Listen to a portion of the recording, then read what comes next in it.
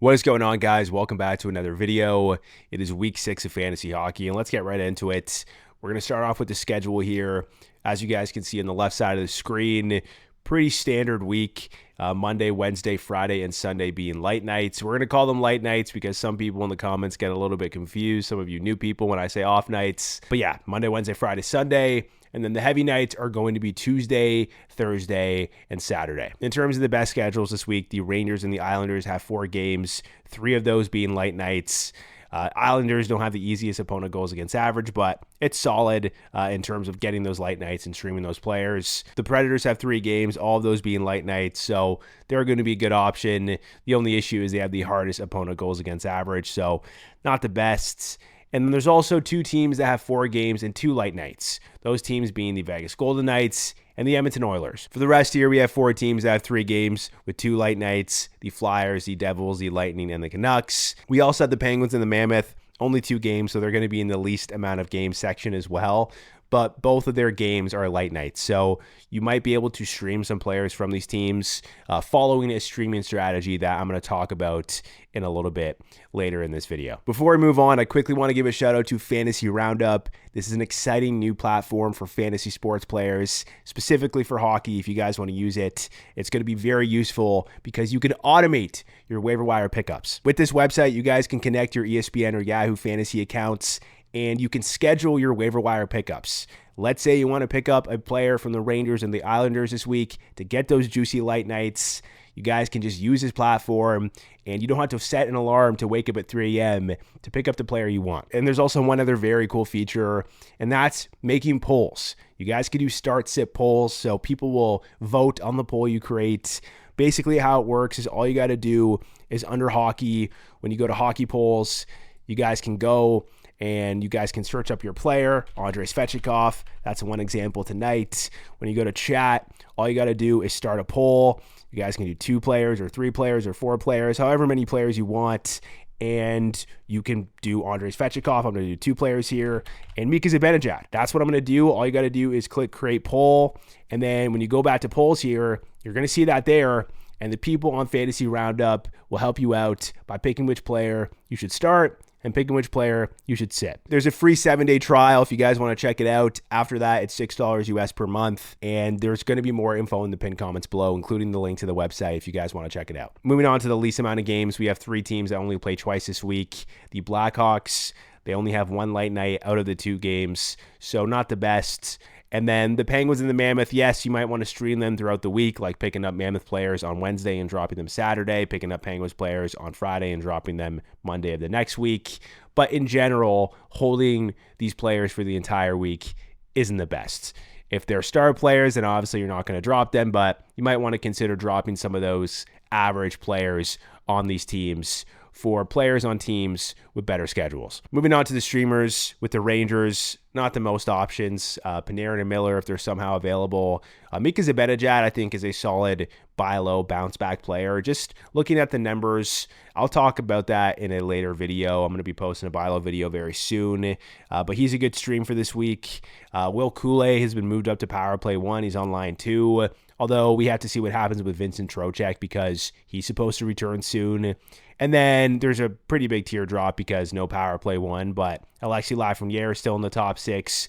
And Taylor Raddysh is on line 1 with Artemi Panarin. With the Islanders also having 4 games and 3 light nights, not the best schedule, but the light nights are very good for streaming this week. So there's a lot of good options, a lot of lower rostered guys. Barzal, Horvat, Palmieri's pretty low rostered for what he provides, the ice time, the peripherals.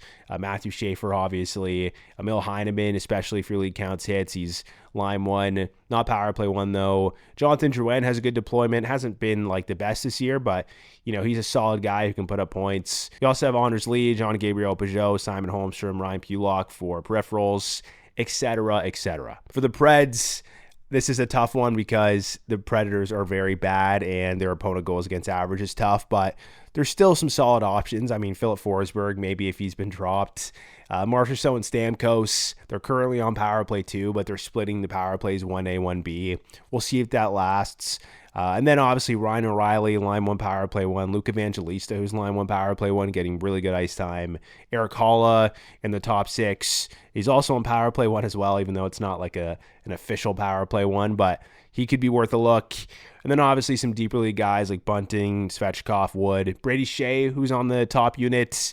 Yeah, there's a few guys on Nashville that could be, solid options in deeper leagues to get these light nights. Then we have players on teams with 4 games and 2 light nights. Vegas and Edmonton, not the best options in terms of availability, but with Vegas, Dorofiev, could be available in a more shallow league. Tomas Hertl is always a very good option. And then we also have Shea Theodore if he's somehow available. Probably not. He's probably not available unless you're in a very shallow league. Ivan Barbashev would probably be the best option for Vegas because he's line 1 with Eichel.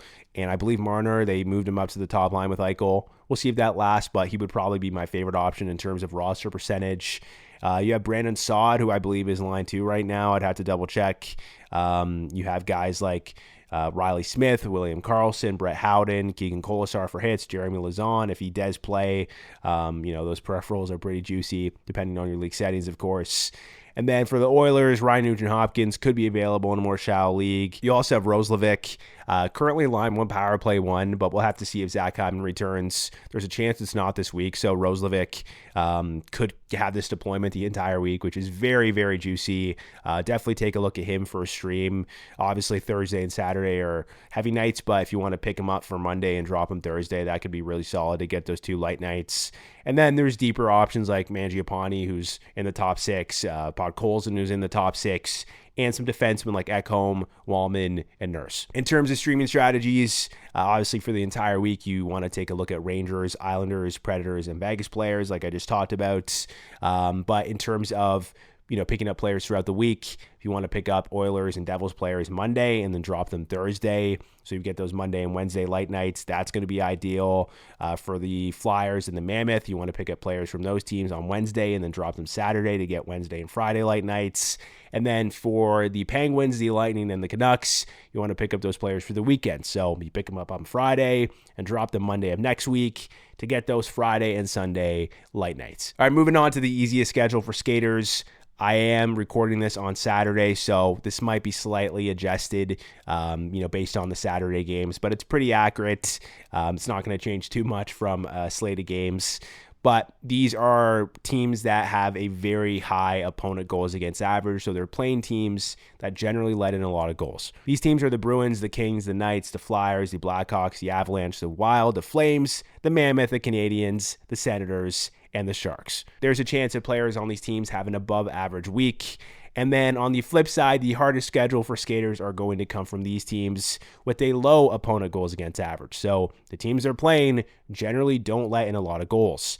These teams here are the Predators, the Canucks, the Panthers, the Lightning, the Red Wings, the Blue Jackets, the Islanders, the Devils, the Sabres, the Hurricanes, the Oilers, and the St. Louis Blues. Moving on to goalies, the easiest schedule for goalies. These are teams that are playing teams that generally don't score a lot of goals, so the goalies on these teams could have an above average week. You have the Penguins, the Jets, the Lightning, the Sharks, the Blues, the Jackets, the Rangers, the Hurricanes, the Flyers, the Golden Knights, the Canadiens, and the Senators. And then on the flip side, the hardest schedule for goalies, these are teams that are playing teams that score a lot of goals, so there is a chance these goalies underperform here. We have the Blackhawks, the Bruins, the Kings, the Wild, the Islanders, the Canucks, the Avalanche, the Capitals, the Sabres, the Stars, the Kraken, and the Nashville Predators. All right, moving on, let's talk about some new power play updates. I am recording this Saturday afternoon.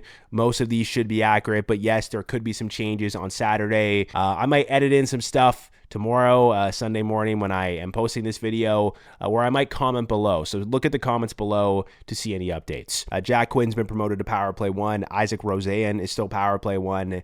And also Rasmus Dahlin is out due to a personal reason. He's going back to Sweden. We don't have a timeline on this, so it's hard to say, but obviously the replacement is either going to be Bowen Byram or Owen Power. Also with the Flames, Zane Parekh is out week to week. We actually saw a new power play unit on Friday night, where they had Perek and Anderson both on power play one together, but obviously they're going to change it up again. We'll see what they do. I imagine Rasmus Anderson is still going to be power play one. They actually had Kadri on power play 2, so they'll probably move him back up. With Carolina, Keandre Miller is healthy. He was put back on power play 1 right away, but Shane Gostisbehere is practicing, and he's going to be returning soon. So I'd imagine Ghost would get back on this top unit. We also have Andrei Svechnikov on line 1 with Aho, and also back on power play 1. So this is actually definitely a must-add player if he's been dropped with this deployment.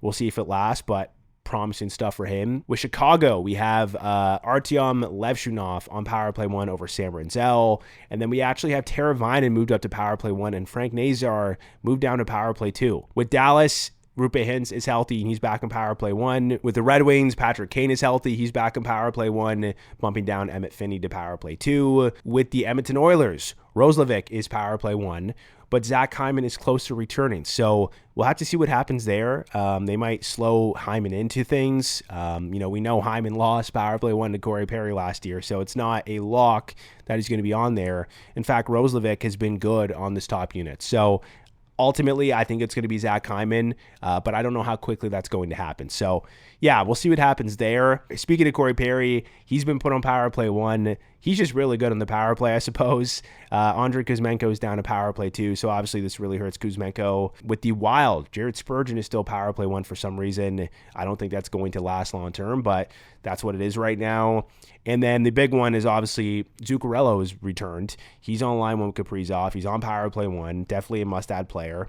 With Nashville, they're running split units still. They have Holla and Evangelista and Brady Shea on there. They have Marchessault and Stamkos in power play 2. We'll see how long that lasts. Obviously, when Yossi returns, they're going to go back to a normal top unit, I would imagine. And then with the Devils, we got a new update here. Dougie Hamilton is out for at least a week.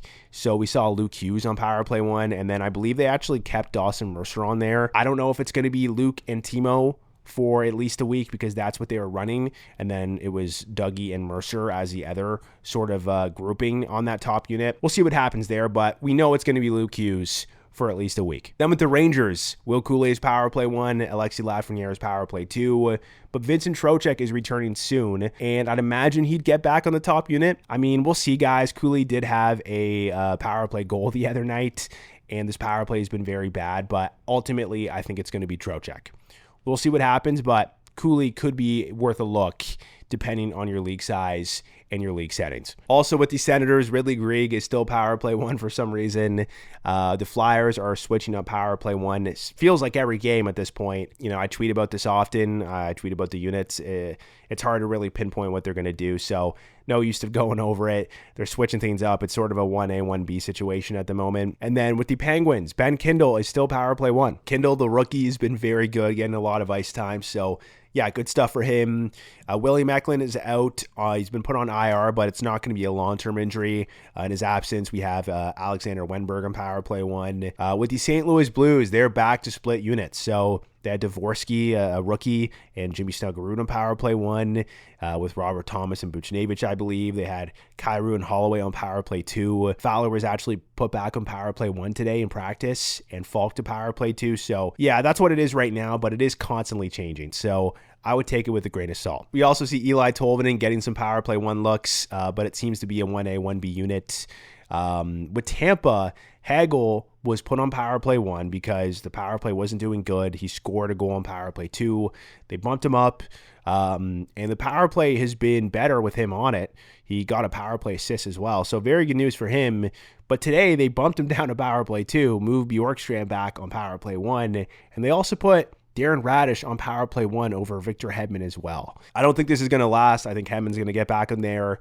With Hagel, I'm not too sure because obviously last year it was sort of the same thing. But I think Hagel is a much better player than Bjorkstrand, so we'll see what happens here. It feels like they want a righty, though, with Bjorkstrand. But yeah, I wouldn't worry too much about Victor Hedman. He will get back on power play 1 in due time. With Toronto, the big update here is Oliver Ekman-Larsson on power play 1, Morgan Riley on power play 2. They've both been great this year, just the power play hasn't been good, so they're switching things up to see what works. If the power play produces, then Oliver Ekman-Larsson will stay on there, and if it doesn't, they may go back to Morgan Riley. So yeah, I mean, in a scarce position like defense, I would definitely take a look at Oliver Ekman-Larsson. I'll talk about that later. With the Utah Mammoth, they have put Kevin Stenlund on power play 1 and Dylan Guenther in power play 2. What are we doing here, guys? I get it. They're doing it for faceoffs, but you don't take your best power play goal scorer last year and put him on power play 2. You don't do that. It's stupid. Don't think it's going to last. They probably are just going to have Stenlund on there to take the faceoff and then get off for Dylan Guenther, but kind of annoying. We also have with the Vancouver Canucks, Sherwood is on power play 2 because Connor Garland has returned, who is on power play 1. He's been very good this season. And then with the Capitals, we have seen a Ovechkin, Strome, Wilson, Carlson, and Chychrun power play 1, something that we saw last year for a bit. We'll see if it lasts, but that's what it is right now. Before we get into some new must-add players, I want to give a shout-out to Underdog Fantasy. If you guys sign up on there using promo code FIREDUP and you play $5, you get $100 in bonus funds. It's available in all of Canada except Ontario. It's also available in most U.S. states. You guys can do pick'ems on there on the NHL, NFL, and more. The higher and lowers, those are fun to do. You guys can do best ball drafts, competing for thousands of dollars in prizes by drafting players on teams throughout the week. So yeah, it's very fun. This is for new users only. Make sure you guys sign up using promo code FIREDUP. Moving on, let's talk about some new forward ads. I'm just going to go over this real quick. Rupe Hintz, he's healthy, and I think he's a stud, so he's definitely worth a look if he's been dropped. Andrei Svechnikov, I know he hasn't been the best this year, and I know he's not hitting as much, which is not ideal. Like, a lot of people drafted him because of his hits, so hopefully we see that get going, but he's back in line 1. He's back in power play 1, so he's definitely worth a look. Chris Kreider, this one's obvious. I've been telling you guys to pick up Chris Kreider since like week 1. Morgan Geekie, pretty high roster percentage, but I'll include him here because he's been so good peripherals. I'll mention Vincent Trocheck as well because he's going to be returning soon, and he's likely going to be line 1 with Panarin and on power play 1 as well, so I'm assuming he's been dropped in a lot of leagues, especially if your league counts hits. Please take a look at him. We also have Troy Terry, who's been very good. Trevor Zegras, who's been getting great ice time. Talkett seems to like him. Dawson Mercer has been very good this year, still in power play 1, although we'll see what happens with this Luke. Luke getting bumped up to power play 1, this Dougie Hamilton injury. We also have Brock Besser, who I just think is under rostered. His roster percentage is like 36%. He's a solid player with great deployment, so I don't really understand why it's so low, especially being a winger. We also have Matt Zuccarello, who's in the thumbnail here. Line 1 with Kaprizov. They staple him and Kaprizov together, and he's on power play 1 as well. So he's going to be very solid all year long. His roster percentage is very low. I implore you guys to take a look. We also have Tyler Bertuzzi, who obviously was the stream of the week last week. I'm sure a lot of you picked up Bertuzzi, like I mentioned in last week's video, to get those light nights. So yeah, I think obviously the production is going to cool down, but he's getting very good deployment. The Chicago team is obviously better than last year, and I think as long as he's in the top 6 in power play 1, he's going to be a solid hold long term. Depends on your league size, of course, but absolutely a must-add player. Tyler Toffoli is a must-add player as well, just playing alongside Celebrini at times on power play 1. Jack Roslovic is line 1 with McDavid right now in power play 1, but this could just be short-lived with Zach Hyman returning soon. But you never know, guys. Like I said earlier in the video, Hyman lost power play 1 to Corey Perry. So maybe Roslovic ends up really good on this top unit because he did score a goal in there, I believe. I don't know if he scored 2 goals. But yeah, he's definitely worth a look for at least a week. We also have Patrick Kane, who's back. He's healthy. Top 6 power play 1. Will Cooley, top 6 power play 1. Unsure if power play 1 is going to stick. I don't think it's going to be long term because I think it's going to be Trocheck, but maybe Cooley is sort of the answer that they're looking for in this power play, a net front guy. We'll see. I mean, depends on your league settings, of course. If your league counts hits, he's absolutely worth a look if he is available. We also have Andre Burakovsky, who's line 1 power play 1. Anton Lundell is line 1 power play 1. I think Connor Garland solid. And then with some more guys here, just with solid deployment, Josh Stone is still in power play 1 in the top 6. Cal Palmieri's underrated in the top 6 in power play 1. Matt Coronado, who had 11 shots the other night. I know it's been a rocky season for him getting scratched, but he could be bouncing back a bit, and the deployment is good right now. So I think he's worth a look in those deeper leagues. Jordan Eberle, I believe, is just under rostered. In 12 teams or more, he should be rostered. I'm sure he's on the wire in a lot of those deeper leagues. We also have Morgan Frost, who's been playing great this year. The deployment's good. Power play 1 in the top 6. Benjamin Kindle, the rookie, getting like 20 minutes a night playing on the line with Crosby on power play 1. We'll see how long it lasts, but as long as he's getting this deployment, he is absolutely worth a look, and he is a hold. Depending on how deep your league is, like any leagues with 12 teams or more, he should be rostered right now. Victor Arvidsson is line 2 and also power play 1 with Elias Lindholm out week to week. Jimmy Snuggerud has been put back on power play 1. He's on line 3 though, so not the biggest fan, but the ice time's been good. So in those deeper leagues where it's hard to find value, he's worth a look. Victor Olofsson, even though he's line 3 and the ice time isn't great, as long as he's power play 1, he is worth a look. But I know his roster percentage has gone up quite a bit. So it depends on your league size, guys. This is mostly for deeper leagues. Some of these guys on here, as we're getting closer to the end of this list. For the rest here, we have Isaac Roseanne of the Sabres. He's line 1, power play 1. He got called up. Not sure of the long-term potential, but with this deployment, he's definitely worth a look in those deeper leagues. Jack Quinn is on power play 1, even though he's on line 3, so he's a deeper league option. Emil Heineman, he's line 1. He puts up really good hits if your league counts, though, so it depends on your league settings. Mackie Samoskevich, still in power play 1, kind of inconsistent ice time, but I think he's worth a look in those deeper leagues. Luke Evangelista, who actually just scored as I recorded this, or as I'm recording this, he's currently line 1 in power play 1, getting more ice time than he's gotten in a very long time. So, or his career, I should say. So I definitely think he's worth a look as well. As long as Evangelista is getting like 18 or 19 minutes, I think he's definitely worth a look, guys, because he's one of those guys that has produced despite limited minutes in his career. Like last year, he only got like 14 minutes and still was on pace for like 35, 40 points. So yeah, I'm definitely interested in Evangelista if this sticks. Then for some more guys here, Eetu Listerainen, he's currently line 1 and his ice time has been good. He's been producing. So I think he's worth a look in those deeper leagues. Corey Perry, I believe he's line 4, which isn't great, but as long as he's on power play 1, if you're in a deeper league, like 14 teams or more, I think he's worth a look. We got some Flyers guys here. This is very hard to say because, Rick Tocchet is constantly switching up the lines, constantly switching up the power play units. So deployment is not necessarily secure, but Christian Dvorak's been getting very good ice time lately. He seems to be a coach favorite. Bobby Brink, Noah Cates on power play 1, getting good ice time. So they're worth looks in these deeper leagues. And then we also have Ridley Greig here, who's still power play 1 and in the top 6. The production is not there, but I had to mention it because, the points will eventually come if he keeps getting this ice time. It's not rocket science. So again, just a deeper league play. Alex Iafallo, same thing, still on power play 1. And then some other deeper league plays is Stefan Nason, who's line 1 right now with Jack Hughes and Jesper Bratt. Marat Kuznetsdinov. I'm not even going to try to pronounce that, guys. Listen, I'm sure there's a different pronunciation there, but he's line 1. He's centering the first line with David Pastrnak. So he is worth a look in some of those deeper leagues. And then lastly, Dalibor Dvorsky on the Blues. He's a rookie. He's on power play 1 right now, so he's worth a look. Line 3, which isn't great, but again, these are deeper league plays. Lastly, I'll mention Zach Hyman is returning soon. I think his roster percentage on Yahoo is 83%. We'll see what happens if he's rusty, but I think eventually he'll be line 1, power play 1 with McDavid. So, his roster percentage shouldn't be that low. I think he's worth a look in those more shallow leagues.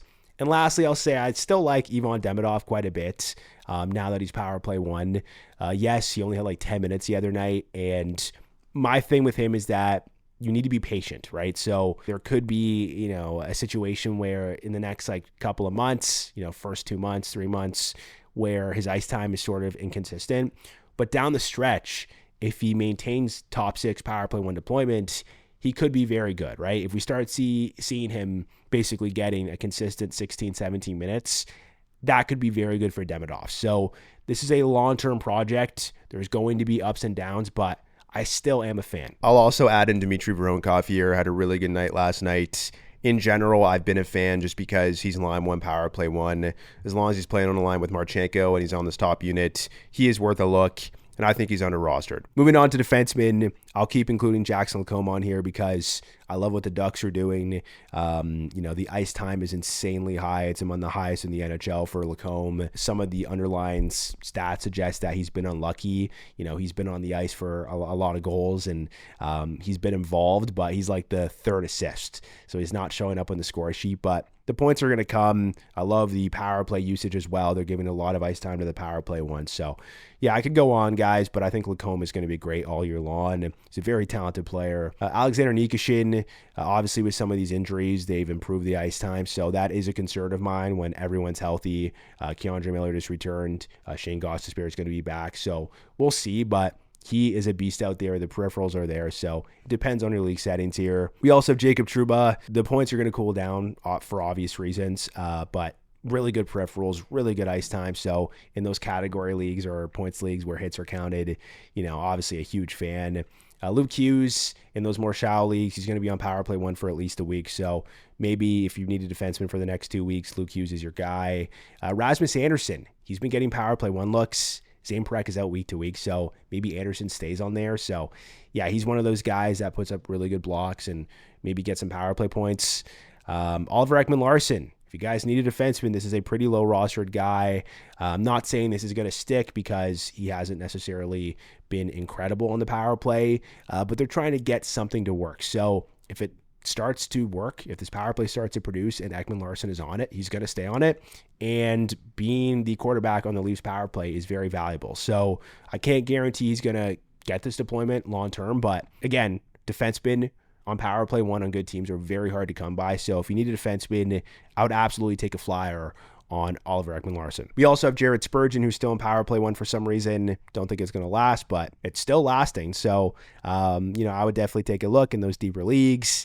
Justin Falk, he actually just got taken off power play one today. They put Fowler back on there, but I think it's a good sign that he's been getting power play one looks. He's getting a lot of ice time. He's putting up, good peripherals. So still a must-add defenseman. Keandre Miller is healthy and he's back on power play one right away, but, Ghost is returning soon. So be cautious of that. Ghost should be the power play one quarterback. He doesn't really do much else. And then we also got Cam York.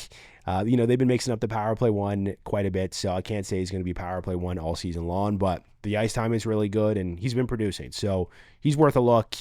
John Klingberg is worth a look. He's on that power play one. He's been having a decent year. And then lastly, in those deeper leagues, because, his ice time is still not great, Artyom Levshunov.